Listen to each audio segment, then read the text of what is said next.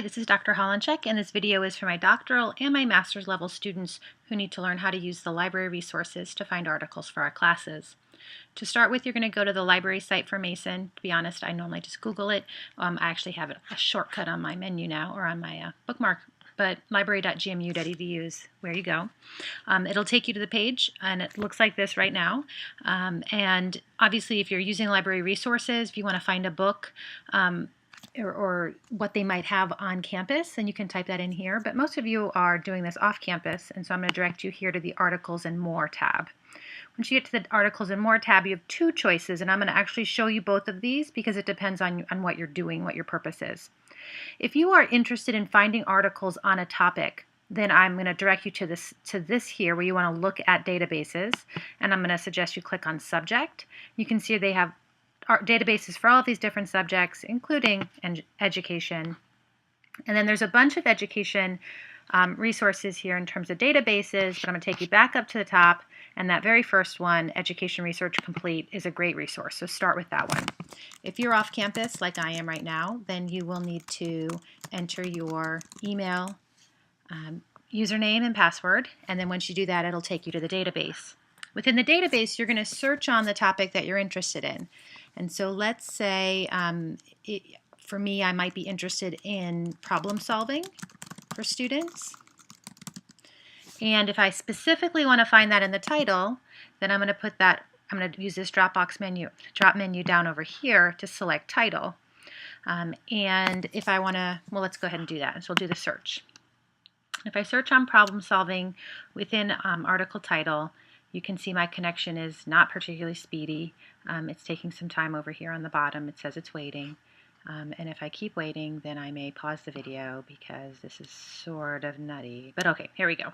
So 4,000 articles, which, that seems like a lot. So let's see what we can do to refine it. And notice I searched just in the title. If I wanted to be a little more comprehensive, I would have left it in select a field. It would have then searched through the text as well, which is a lot. But I'm going to take it down here. I'm not interested in something that doesn't have full text, so I'll click on that.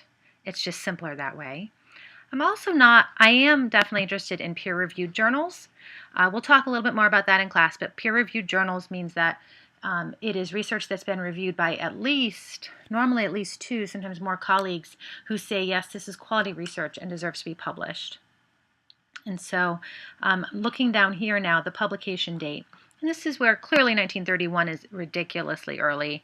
And so I'm going to bring it all the way up to 2000. And you might even go 2004, like the last 10 years, but I'll just take it to 2000. And you can see that I haven't done a particularly good job of ruling out. You can see right here, I still have over 1,000.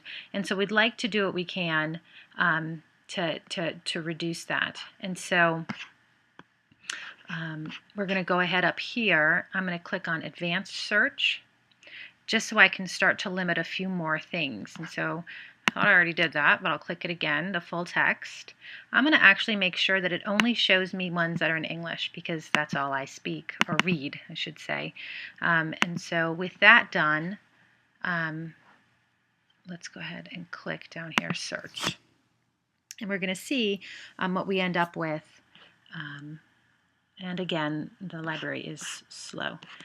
So we'll give it another minute. This is a ridiculous video now. You're watching my computer be slow. And here we go. Lovely. Because I managed to unclick that scholarly and I didn't update my dates. That's what's happened here. But I have managed to reduce it down to English only, which is, my first goal. So I'm still at 1,000, which is ridiculous. So let's go ahead and say that I'm interested in physics. And so that brings me down to 47. That's much better. So I'm gonna let you guys figure this one out as you're doing your searches. The search tools, the search terms you'll use, as you do more of it, you get better at it. You are welcome to consult me for ideas on search terms. Sometimes it's knowing the right terms to use. Sometimes if you only come up with a couple articles, you want to go to those articles and see if there's terms you're not familiar with that you could then use instead to start looking. But here we have prospective physics teachers' use of multiple representations for solving the image formation problems. Of course, this one sounds fascinating. And so for a couple options, when it says PDF full text right here, I tend to just use it right there, and I click on it. And what it'll do for me is open it up in this window. I have my computer set up so that it automatically downloads PDFs, but that may not be the case for you, in which case you're going to go up here and click Download PDF. And this next step is the step that I can't help you with, in that you need to know where your computer saves files that it downloads. That's definitely beyond my means to help you with, but that is actually a setting usually within your browser. And so once you figure that out, like for me, they go in my downloads folder, and that's something you'll have to figure out. But once it's saved, then you have it on your computer. I tend to, when I am using, when I have a file that I've downloaded, I always rename them, and you'll again have to figure out how to do that. But I rename them with the author and the title, and that makes it a lot easier later to then search for what I'm looking for. And there we go. And so I know I have that saved in my downloads folder, and later on, if it matters to me, I'll take them out and put them somewhere else. So that's it in terms of finding articles. You would then go, of course, I'm sure you can figure this one out, go through your list, figure out which ones are most interesting to you and save those. I said that I wanted ones that were full text, but the truth is, if you're having trouble, if you know your search terms and you're having trouble finding ones, then what you'll do, for example, this one here doesn't show PDF full text, but you can click here on Mason link. And when you follow Mason link, it will tell you if it's actually available somewhere else. And it does. It says browse the journal online in directory of open access journals. What that means is the database we looked for it in doesn't have it, but we can connect to that database. And that's what I'll do. And then I can go to that database, to that other database, and there I can look for this other article. The other option you have, though, this is actually what I wanted to show you, is how to find other references if you already know the article you are looking for. You're either looking for a specific article or looking for a specific journal. And that happens sometimes. I mean, if you're in one of my sciencey classes, then I'm going to direct you to specific science journals, and you may have other professors who do the same thing. Look, I put in the wrong term, so let's try this instead, library.gmu.edu. I don't know what I put in, and that's fine. So hopefully you remember, check it yourself, which of these tabs are we going to click on? I click on Articles and More. Now before I had you clicking on Subject and going through the databases, choosing the education one. Now I'm going to take you to electronic journals. And one journal, let's look for Journal of Research in Science Education, or Science Teaching, because it's JARST is the term. Journal of Research in Science Teaching. That would only work if you have any interest in science, by the way. But you click on that, and it'll tell you that you can access, this is where you will, for some of these journals, you'll get a whole long list where certain databases have them for certain years. And so you'll have to choose what you're interested in or what you're looking for, and then it'll take you to the journal, and you can choose either to search that journal right there. So let's try problem solving and see what we get.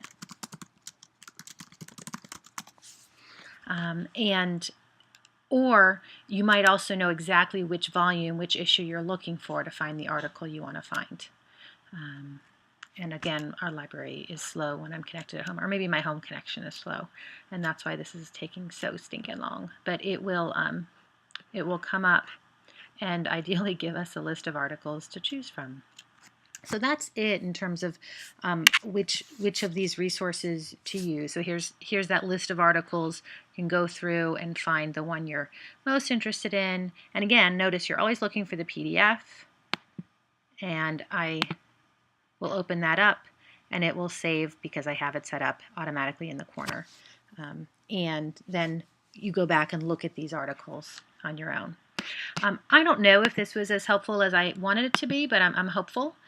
Basically, remember that you start at that library site, go to Articles and More, and then you either go through the databases, right, the education databases, and that first one is Education Research Complete, or instead you can go to Articles and More and go through the electronic journals. If you're doing this one, I'm just going to throw in another. This one isn't actually a journal. It's a weekly newspaper within education.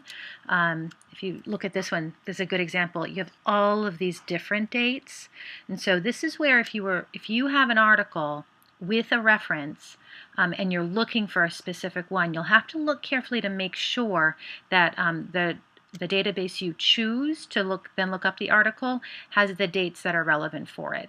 And in case you're not sure of how to find these other references, and we'll talk about this in class, but let's say this was the most amazing article ever, and after you read through it, you want to find other articles like it, well, you go to the reference section at the end of this paper, and you look through, and you say, oh wow, this one right here, the Heller and Reef reference from 1984. You might have noticed it was referenced or cited frequently within the paper, in which case then you'll then go look for cognition and instruction. So cognition and instruction, you'll then search for that in the journals. Let's try that again. In the journals on the library, and then from there you can find the exact articles that you're interested in. Hopefully this is helpful. We will certainly talk about this in class some more. Email me if you have questions. Hopefully this works for you for now. Thanks so much.